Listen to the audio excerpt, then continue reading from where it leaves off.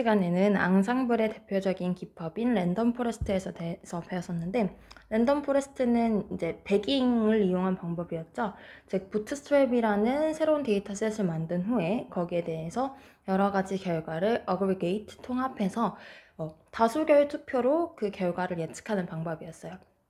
그게 이제 배깅의 대표적인 방법이 바로 랜덤 포레스트인데, 이번에는 배깅의 방법 말고 부스팅의 방법의 가장 대표적인 에다부스트에 대해서 한번 알아볼게요.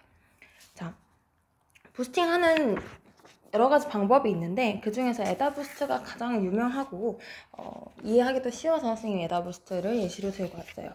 자, 우선 에다부스트를 하기 전에 에다부스트는 부스팅 기법의 가장 대표적인 예시라고 했잖아요. 그래서 부스팅이 뭔지 한번 볼게요. 라는 거는 성능이 안 좋은 약한 학습자들을 합쳐서 성능을 극대화하는 건데, 이게 무슨 흐름으로 이해를 하면 좋냐면, 일단 성능이 안 좋은 모델을 먼저 사용을 해요. 사용을 해놓고 이제 데이터를 예측하잖아요. 그러면 틀린 데이터, 맞는 데이터가 있을 거예요. 그러면 틀린 데이터는 내가 얘를 다음에 예측할 때는 조금 더 신경 써서 데이터를 예측하면 성능이 좋아지겠죠. 그래서 틀린 데이터의 중요도를 높이고 맞은 데이터는 중요도를 비교적 줄여주면서 다음 만드는 모델은 내가 그 데이터의 중요도를 바꾼 데이터 셋들을 이용해서 그 데이터셋을 새로 만든 후에 그걸 바탕으로 예측을 하는 거예요. 그렇게 하다 보면 이 모델들이 점점 더 성능이 좋아지겠죠. 그렇기 때문에 이 모델들의 나중에 예측을 종합할 때는 우리 랜덤 포레스트에서는 다수결에 의해서 결론을 내렸다고 하면, 여기서는 부스팅 방법에서는 성능이 더 좋은 모델의 예측을 더 반영하는 방법으로 성능주의적 예측을 하는 거예요. 그래서 에다부스트의 이제 전체적인 흐름을 보면 이게 왜 부스팅 기법을 이용했구나 라는 걸 이해할 텐데, 에다부스트에 대해서 배우기 이전에 알아야 될 개념 3가지를 한번 보고 갈게요. 자, 에다부스트는요, 얘들아, 우리가 쓰는 모델 자체가 아주 간단한 애예요. 어떤 거냐면, 결정 트리의 모양이요, 제일 위에 있고 이렇게 끝나. 즉 깊이가 1인 거예요. 제일 위에 루트 노드 있죠? 그리고 2개의 결론이 내는 분류 노드, 2개의 분류 노드와 루트 노드 하나로 이루어지는 이 모델, 이 트리의 이름을 우리는 스텀프라고 해요. 에다부스에서는요, 깊이가 항상 한 개인 스탬프들을 이용해서만 예측을 할 거예요. 스탬프만을 사용할 거예요. 자, 그리고 데이터셋 같은 경우에는 우리가 랜덤 포레스트에서는 부트스트랩 해가지고 우리가 이제 임의로 몇 개를 선택해서 이렇게 똑같은 데이터셋의 크기를 만드는 대신에 우리가 임의로 들고 왔다고 하면, 여기서 에다부스트에서는요, 틀린 데이터의 중요도를 높이고 맞는 데이터의 중요도를 낮추어서요, 내가 틀린 데이터를 뽑을 확률을 높여서 새로운 데이터셋을 만드는 방법을 사용해요. 즉 예측이 전에 있었던 예측을 바탕으로 새로운 데이터셋을 만드는데, 그 방향 자체가 우리가 했던 실수를 바로잡는 방향으로 데이터셋을 새로 만드는 거예요. 그러니까 주어진 데이터셋을 그대로 이용하는 건 없어요.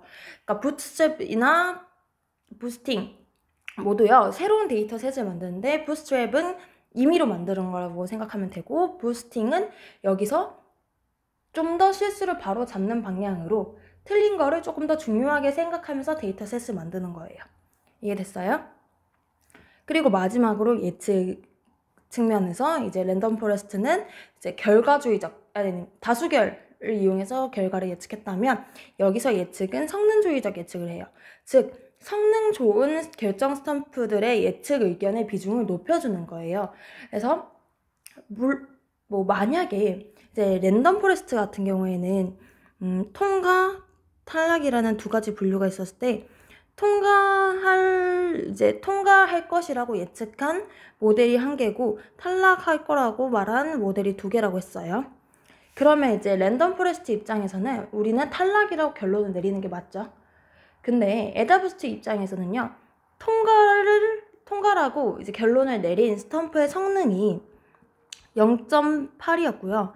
탈락이라고 결론 내린 두 모델의 성능이 0.3, 0.3인 거예요. 그러면 두 성능의 합이 0.6이죠. 이렇게 되는 거야. 비록 이 친구가 비록 두 개의 모델이 탈락이라고 결론을 내렸지만 그 두 개의 모델의 성능의 합은 통과라고 결론 내린 모델의 성능보다 낮기 때문에 우리는 이 성능의 합을 기준으로 통과라고 결론을 내리는 게 바로 에다부스트의 예측 방법인 거예요. 이게 바로 성능주의적 예측이라고 하는 거예요. 자, 그래서 에다부스트의 개요를 다시 한번 보면 우선 결정 스탬프를 만들어요. 이렇게 성능이 별로 안 좋은 결정 스탬프를 만들고 나서요. 전 스탬프들이 예측에 틀린 데이터들의 중요도를 더 높게 설정을 한 뒤에 그럼으로써 데이터셋을 새로 만들고 거기서 또 스탬프를 만드는 거예요. 그 과정을 계속함으로써 마지막에 최종 결정을 할 때 성능의 합이 높은 결정에 따르는 거예요. 자, 그러면 어떻게 흐름이 되는지 자, 여기서부터 눈을 좀 크게 뜨고 봐야 돼요. 자, 제일 첫 번째 데이터셋의 중요도의 열을 먼저 추가해야 돼. 지금 1이 있는데 여기 0번 적고 데이터셋의 중요도열 추가하기. 자, 한번 볼게. 데이터셋이 있다고 쳐봐봐요. A 학생, B 학생, C 학생, D 학생이 있어요. 그랬을 때 결과는 통과, 탈락, 탈락, 탈락. 자, 4개가 있기 때문에 데이터셋의 중요도는 처음에는 4분의 1, 4분의 1, 4분의 1로 시작해요. 자, 통과 탈락을 결정지어주는 요소는 시험 점수, 과제 제출 여부. 이렇게 할게요. 뭐 아직 적진 않았는데 이게 입력 변수가 되고 이게 목표 변수가 되겠죠? 이게 데이터 중요도가 되고 이렇게 데이터 중요도 열을 추가를 해줘요. 자, 그리고 제일 먼저 첫 스탬프를 만들어요. 진위불순도를 이용해서. 우리가 결정트리 만들 때 진위불순도 만드는 거 했었죠. 진위불순도 이용해서 결정트리 만드는 거 했었죠. 똑같이 결정트리 만들듯이 첫 스탬프를 만드는데요.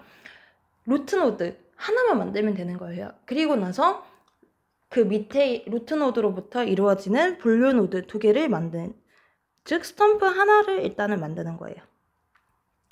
스탬프 1개를 만들었어요. 자, 진위불순도를 이용해서 스탬프 1개를 만들었어요. 두 번째는 이 스탬프의 성능을 계산을 해야 돼요. 나중에 이 스탬프의 성능의 합을 이용해서 우리는 결과 예측을 하잖아요. 근데 이 스탬프의 성능은 우리가 이제 데이터의 중요도를 바꾸는데도 중요해요. 그래서 스탬프의 성능은요, 어떻게 생겼냐면 2분의 1의 로그의 토탈 에러 1 마이너스 토탈 에러예요. 아이고. 자, 토탈 에러가 뭐냐? 토탈 에러라는 거는요, 잘못 분류한 데이터들의 중요도의 합이에요. 자, 그러면 내가 스탬프의 성능이란 거를 알기 위해서는 먼저 데이터의 중요도를 관측을 해야겠죠. 즉, 내가 잘못 분류한 데이터의 중요도의 합을 구해야 되잖아요. 그쵸? 그 데이터의 중요도를 바탕으로 잘못 분류한 데이터 중요도의 합, 즉 토탈 에러를 구해. 이 토탈 에러를 구하고 나서 우리는 스탬프의 성능을 구할 수 있는 거야. 그러니까 예를 들어서 만약에 얘가 실제로 내가 이 스탬프에 넣었더니 얘는 통과로 분류하고 얘는 통과로 분류하고 얘는, 자, 예측을 이렇게 적어볼게. 예측이 얘는 통과, 얘는 또 통과, 얘는 탈락, 얘는 통과, 이렇게. 즉 잘못 분류한 데이터가 지금 2개잖아요. 그러면 데이터의 중요도가 지금 각각 4분의 1이니까 토탈 에러는 여기서 얼마인 거야? 토탈 에러는 여기서 4분의 1 더하기 4분의 1, 즉 2분의 1이 되는 거예요. 그럼 스탬프 성능이라는 건 여기서 토탈 에러가 2분의 1이니까 2분의 1을 그대로 대입하면 되는 거예요. 이렇게 대입하면 되는 거예요. 자, 로그가 정확히 뭔지 몰라도 이런 공식이 있다는 것만 알아두면 되고요. 자, 근데 이거를 잘 관찰하면 선생님 나중에 이거를 이제 기회가 되면 그래프를 한번 그려줄 건데, 이 그래프는 어떻게 생겼냐면 토탈 에러가 만약에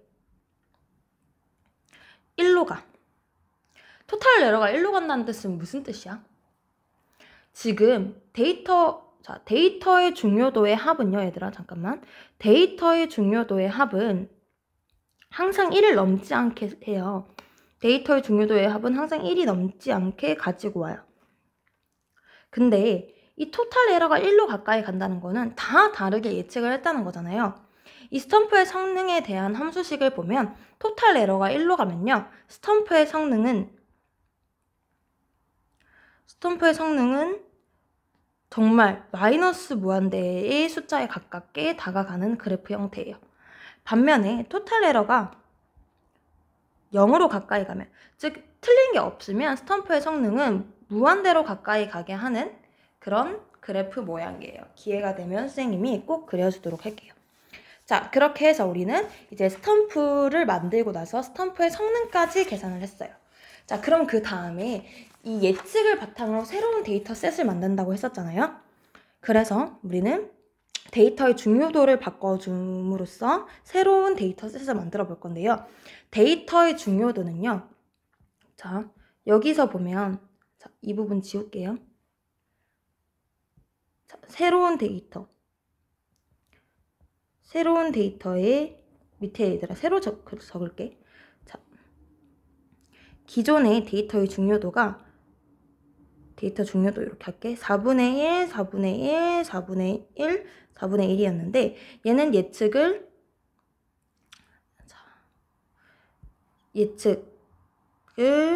제대로 했고 틀렸고 맞았고 틀렸고였죠. 그쵸?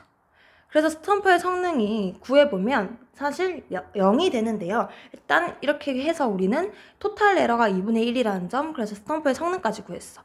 그러면 새로운 데이터의 중요도를 새로 바꿔야 되는데요. 데이터의 중요도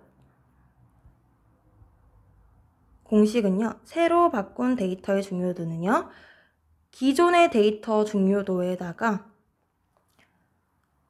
이게 자연 로그 2예요. 파이와 같은 스탬프의 성능을 곱해줘요. 이건 언제냐면 틀리게 분류할 때. 즉, 이 두 가지에 대해서는 이 공식을 이용하는 거죠. 자, 맞게 분류했을 때는요. 데이터의 중요도는 공식은 2의 마이너스 스탬프의 성능. 얘는 맞게 분류했을 때예요. 요렇게 해서 값을 구해요. 자, 여기서 이 공식에서 우리가 주목해야 할 점은 왜 새로운 데이터의 중요도를 결정할 때 이 값을 곱해주냐 이거예요.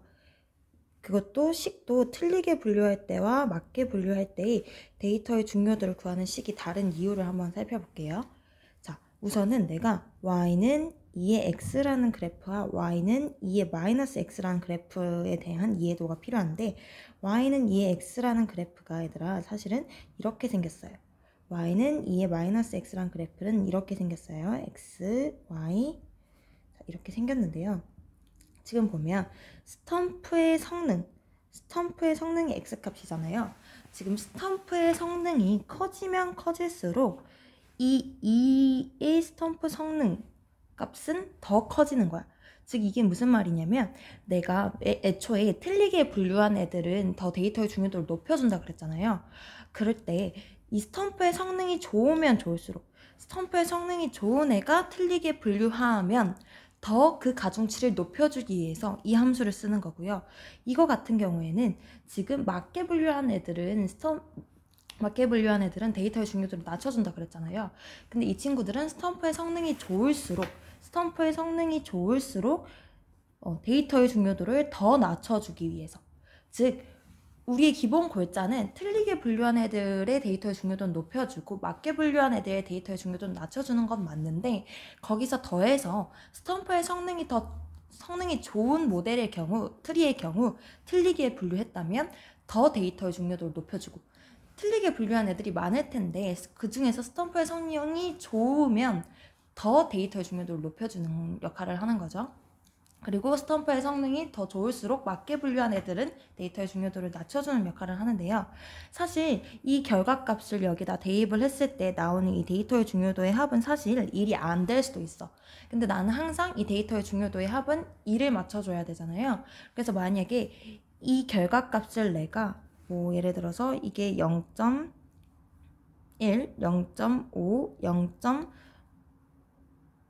0.3, 0.1 이렇게 바꿀게요. 자, 이렇게 0.9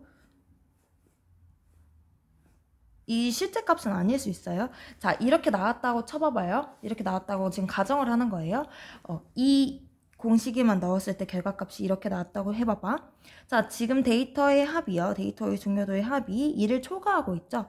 그렇기 때문에 이 데이터의 중요도에서 한 번 더 값을 수정해줘야 되는데 이 전체의 합 얼마죠? 전체의 합이 1.9죠. 그래서 우리는 1.9분의 0.1 비율로서 나타내줘야 돼요. 0.9, 1.9분의 0.1, 1.9분의 0.8 이런 식으로 새로운 데이터의 중요도를 만들 때는 두 가지 단계를 거쳐야 되는데, 첫 번째 이 자연 로그를 곱한 값을 결과값으로 해서 그 결과값에 대한 비율을 새로운 열로 저장을 해줘서 이 데이터의 중요도라는 열이 항상 합이 1이 되도록 바꿔주는 게 우리의 목표인 거예요. 자, 그렇게 해서 데이터의 중요도를 바꿨다면 여기서는 우리가 어떻게 해줘야 되냐. 자, 새로운 데이터셋을 또 만들어야겠지. 자, 우리가 분명히 스탬프라는 거는 새로운 데이터셋에 대해서 하나, 새로운 데이터셋에 대해서 하나 이렇게 만들었잖아요. 지금 기존의 데이터셋 말고요. 기존의 데이터셋은 하나, 둘, 셋, 4개의 데이터셋에 대해서 지금 데이터의 중요도가 새로 이렇게 바뀌었어요. 자, 그러면 이렇게 한번 해볼게. 자, 새로운 스탬프를 만들기 위해서 새로운 데이터셋을 설정을 해줘야 되는데, 자, 기존의 이제 데이터셋에 대해서 우리가 3번 데이터 중요도까지 바꿨어요. new 데이터 중요도라고 했을 때, 자, 이게 0.1 가정이에요. 0.4, 0.3, 0.2라고 해볼게요. 이렇게 했을 때 새로운 데이터셋은 어떻게 구하냐? 자, 이 새로운 데이터 중요도에서 자, 합산한 결과를 한번 볼게. 자, 이게 항상 합이 1이 되도록 해야 된다 그랬잖아요. 그래서 이게 0.1, 0과 0.1이라는 구간을 잡고, 얘는 0.1에서 0.4를 더한 값 0.5라는 구간을 잡고, 0.5에서 0.3을 더한 값 0.8이라는 구간을 잡고, 0.8에서 0.1을 더한 1이라는 구간을 잡고요. 내가 확률적으로, 즉 뭐 임의로 내가 0.3 이렇게 딱 잡았을 때 0.3에 속하는 데이터셋은 2번에 해당하는 거죠. 그래서 새로운 데이터셋에 2번에 해당하는 입력함수를 쓰는 거예요. 자, 그 다음에 내가 0.7 이렇게 했을 때 0.7에 해당하는 값은 3이 되겠죠. 그래서 3을 써주는 거예요. 이번엔 0.6 했을 때 0.6에 해당하는 데이터는 3번이 되겠죠. 얘는 데이터의 번호라고 생각하면 돼요. 자, 이번에는 0.9라고 했을 때 4번에 해당하는 데이터가 선택되겠지. 자, 왜 이렇게 하냐면 얘들아, 데이터의 중요도는 내가 틀리게 예측한 데이터의 중요도를 높여줬죠. 그러면 그 데이터의 중요도의 크기가, 새로운 데이터의 중요도의 크기가 커졌을 거란 말이에요. 그쵸? 그러면 이 데이터의 중요도의 크기는 이 구간을 의미해요. 그럼 내가 0에서 1 사이에 랜덤한 값을 뽑았을 때 여기서 새로운 데이터셋이 선정될 가능성이 높아지겠죠. 즉 내가 새로운 스탬프를 만들 때 이전의 스탬프의 실수를 바로잡는 방향, 즉 틀리게 한 거를 좀 더 많이 반영하고 싶다 그랬잖아요. 그렇기 때문에 내가 틀리게 분류한 데이터를 더 많이 선택될 확률이 높아지는 거죠. 새로운 데이터셋을 구성할 때. 이해됐어요? 지금 확률적으로도 얘네가 데이터의 중요도가 높잖아요. 그래서 0.1에서 0.8까지를 차지하는 거야. 즉 내가 0에서 1의 값을 선택했을 때 이 2번 또는 3번을 선택할 확률이 높아지는 거예요. 그렇기 때문에 새로운 데이터셋에서는 그 전의 실수를 바로잡는 방향으로 데이터를 구성할 수 있는 거죠. 자, 그래서 여기서는 새로운 데이터셋을 만들면 다시 처음부터 돌아가는 거예요. 그치만 이 데이터의 중요도는 그대로 들고 오겠죠. 데이터의 중요도는 그대로 들고 오고. 그래서 스탬프를 만들고 스탬프 성능 구하고 이제 데이터 중요도 바꾸고 새로운 데이터셋 만들고 이 과정을 계속함으로써 여러 개의 스탬프들을 만드는 거죠. 됐어? 루트 노드와 분류 노드가 2개 있는 여러 가지의 스탬프들을 계속해서 추가하는 거예요. 자, 그리고 마지막으로 이제 스탬프의 성능의 합으로 판단하는 건데, 자, 이거는 내가 애초에 말했었는데 한 번 더 해볼게요. 자, 스탬프 선생님이 5개를 만들었어요. 원래는 훨씬 많겠죠? 스탬프 5개를 만드는데 1번 스탬프, 2번 스탬프, 3번 스탬프, 4번 스탬프, 5번 스탬프가 있었을 때 이거 1번은 통과로 예측을 하고 2번은 통과, 3번은 탈락, 4번은 탈락, 5번은 탈락이라고 해볼게요. 자, 기존의 랜덤 포레스트 같은 경우에는 그러면 이 결과를 우리는 탈락이라고 예측을 했을 거예요. 그치? 어떤 데이터를 넣었을 때, 입력 변수 값을 넣었을 때 그 결과 값이 탈락이라는 분류 값을 얻었을 텐데, 자, 에다부스트 같은 경우에는 성능주의적 예측이라고 해서 이 스탬프의 성능을 각각 고려해줘야 되는 거야. 1번 스탬프 같은 경우에는 성능이 만약에 0.5, 얘는 0.7, 얘는 0.1, 얘는 0.2, 0.3이라고 해봐요. 자, 그러면 이 스탬프의 성능의 합은 얼마? 통과라고 말하는 스탬프의 성능의 합은 1.2, 탈락이라고 말하는 스탬프의 성능은 0.6이 되죠. 그렇기 때문에 탈락이라고 말하는 스탬프의 개수는 많지만 성능적으로 통과라고 말하는 스탬프가 많기 때문에 스탬프의 합이 높기 때문에 성능의 합이 높기 때문에 우리는 얘를 통과라고 예측을 하는 게 바로 에다부스트의 방법이에요. 자, 그래서 에다부스트를 정리하자면 이거예요. 에다부스트의 기본 골자는 우리가 weak learner, 즉 약한 학습자를 바탕으로 이거의 실수를 바로잡는 방향으로 계속해서 결정 트리들을 만드는 거예요.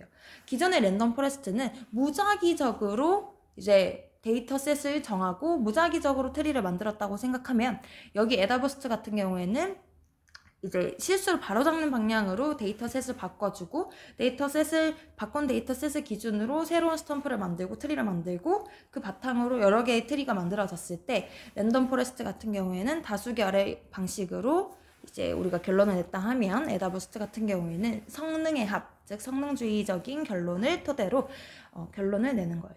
됐어요?